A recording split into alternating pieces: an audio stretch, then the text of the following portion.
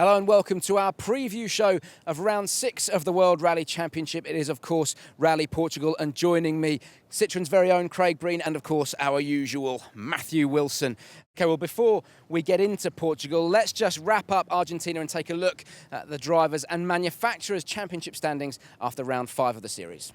Sébastien Ogier leaves Argentina 10 points clear of Thierry Neuville, so the Frenchman still leads the Drivers' Championship.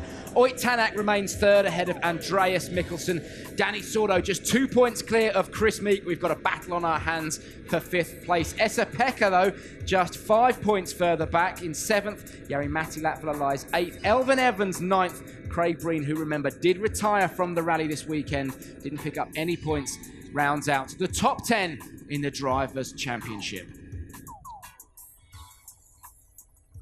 And in the manufacturers' title race, Hyundai extend their lead at the top over the M Sport boys. Toyota 5 points behind M Sport, with Citroen remaining down in 4th, yet to break the 100-point mark. Craig, let's just clear the elephant in the room straight away. A roll, another retirement. Yeah, a bit of a mess, really. What's been another retirement? Well, you retired in 2017. Very good point. Yeah, a bit of a disaster, really. Things have been going quite well. We had a decent enough road position on Friday, and we were showing some good speed for a rally that I don't have a lot of experience in. And yeah, unfortunately, on Saturday I just didn't have the best feeling in the car. Don't exactly know why. And okay, we were having a good stage in the fog. Our splits were really good, and just yeah, a right corner over a jump. I turned a little bit too early, a little bit too much to the right on the jump, and had to correct in the air. And when I landed, amateur mistake, you know, I had the wheels turned left, and when you turn the steering wheel left, generally speaking, the car goes left. So yeah, yeah, ended up doing a little bit of a roll and. Few groans and moans at the Scotty, but apart from that, we're all good. I liked the bit where I had to hold the door for the rest of the stage. It looked like hard work. It was a difficult weekend in general for Citroen. I mean, Chris Meek was showing great pace, but of course picked up that puncture, and that kind of put paid to it. But I think really the star of the weekend in Argentina was Oyt Tanak. Yeah, definitely. I mean, I think we all know he had that spin on the first proper stage on Friday, but after that he looked pretty dominant, didn't he? I mean, he was literally, I think 10 stage wins, so he definitely stamped his authority on the event, and yeah, his first win for Toyota, so a great weekend for him. But yeah, the others have got a bit of catching up to do after this weekend. They do have a bit of catching up to do. Who is it who surprised you most in a positive and a negative way this year? Because for me, I think Thierry Neuville is the one I expected more from, and he hasn't really turned up in the way that we would have expected. And I think Oyt Tanak is the man who's done a great job with it being a new team. So Craig, who would your fellas be? You'll do that. I can't really comment on my competitors and say who's been bad and who's been good. You can say Craig Breen's been brilliant, and you can say Chris Meek struggled. No, I can't say that. I probably echo what you said. To be fair, you know, Oyt's done an amazing job. You know, to go into a new team and to be really on the pace.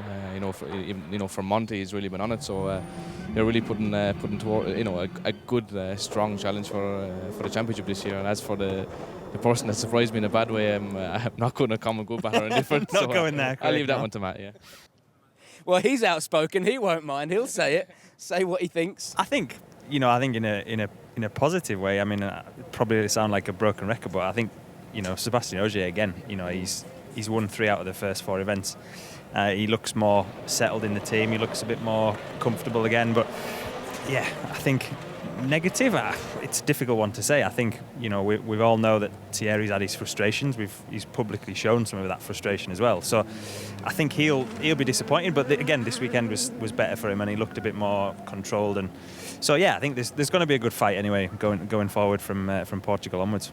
Yeah, Portugal, it's a classic event. We've been going there since 1973. It's one of the originals, isn't it? And we've seen so many great drivers win there. Obviously, Walter Röhrl and the Carlos Sainz, Tommy Mäkinen, and Sébastien Ogier has won there 5 times. It's where he took his first ever career victory back in 2010. So I think we can expect big things from Sébastien Ogier as we head to Portugal. Yeah, you've very much got all your statistics on point there, as we say, Some Michael. people call that geeky. Yeah. But yeah, I think another strong event from Seb, I'm sure, in Portugal. But yeah, it's a classic event. I really enjoy it. Obviously, we moved up from the south, from the Algarve a couple of years back, and now it's where you did your first rally as well, isn't it? Yeah, that's actually a great story. How did you end up doing Rally Portugal in 2009?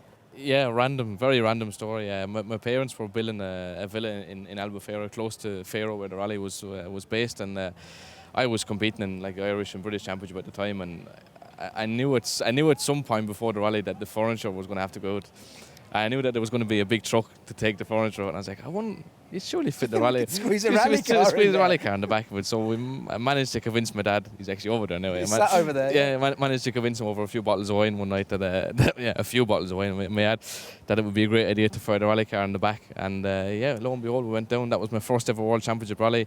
Was doing the Fiesta Trophy back then, a great series back then to get started in the sport, and won it, and the rest is history. The rest is history. Matt, give us an idea of what we can expect from the characteristics of Rally Portugal. Yeah, as Craig said, it's moved from the south, where it was quite a different rally, and obviously I did the rally in the south quite a few times, and never actually done it up in the north. I've tested up there and driven some of them stages, but yeah, it's a fantastic rally, as you say. It's got great history, hasn't it?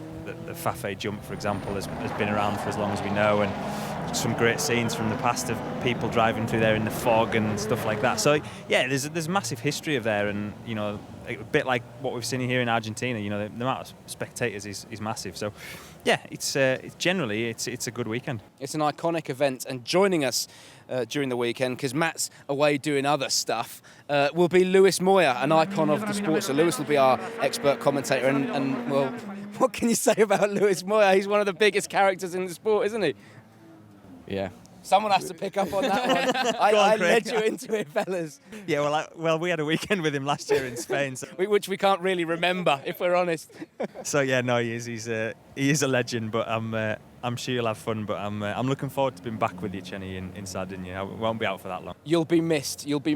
Now, one of the things that Matt mentioned was, of course, the Fafe stage. It's just legendary in the sport, and we were lucky enough to reunite Carlos and Luis through Fafe in an R5 car last year. Time is going so quickly. When you look backwards, 30 years ago, it was so different. That time it was only small roads, no telephones, no GPS. It was completely different way of doing rally. Bueno, Luis, ya está bien, ¿no? Nos enrollamos como las persianas. Esto debe ir algo con la edad, ¿no? Sí, yo creo mejor ir ya a conducir un poco. No veo el momento, la verdad que me apetece. A probar, a ver qué tal. Y seguro que no estás engrasado como dices. Estás desengrasado. Vamos.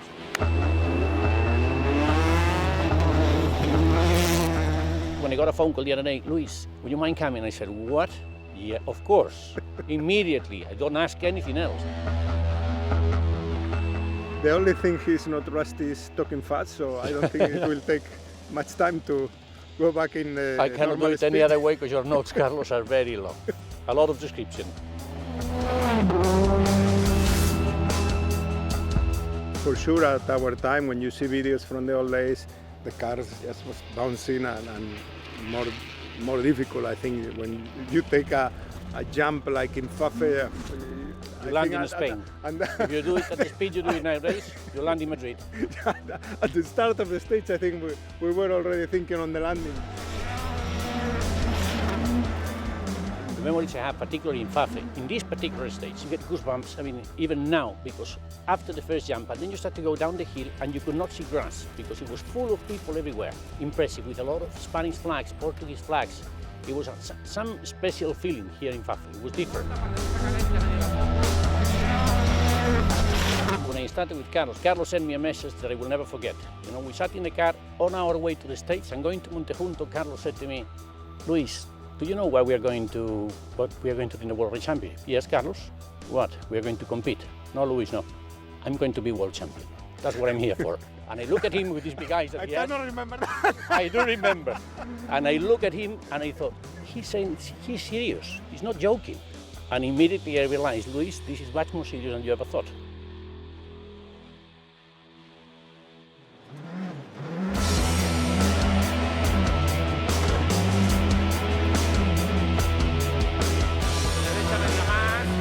We had 15 fantastic years. I always say that I consider Carlos my best friend. Why? Don't forget that in our days we used to spend more than 300 days out of our houses. This we'll never forget. This will stay for our lives, the whole life.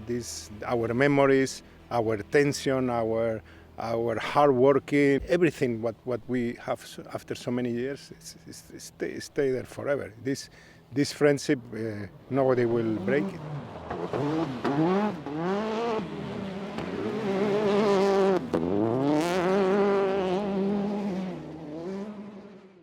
Great images of Carlos Sainz and Luis Moya going through what really is one of the most legendary stages on the World Rally Championship. Fellas, we've got to wrap it up. Who's your money on for the win in Portugal next time out? As soon as he sat next to us, I'm going to go for Craig. Are you just saying that because he sat next to us? No, it's about time If he got his Sébastien first Ogier win. was sat there, would you be saying Sébastien Ogier? No.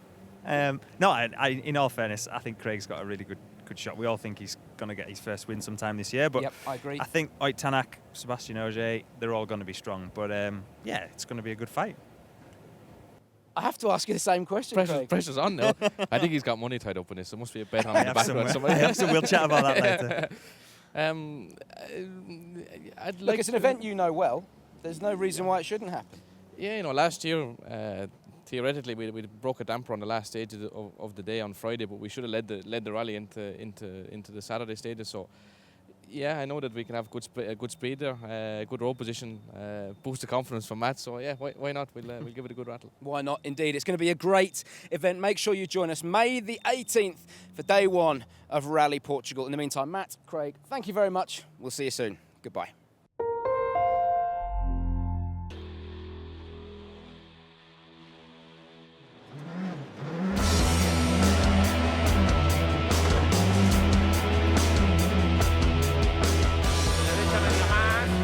We had 15 fantastic years. I always say that I consider Carlos my best friend. Why? Don't forget that in our days...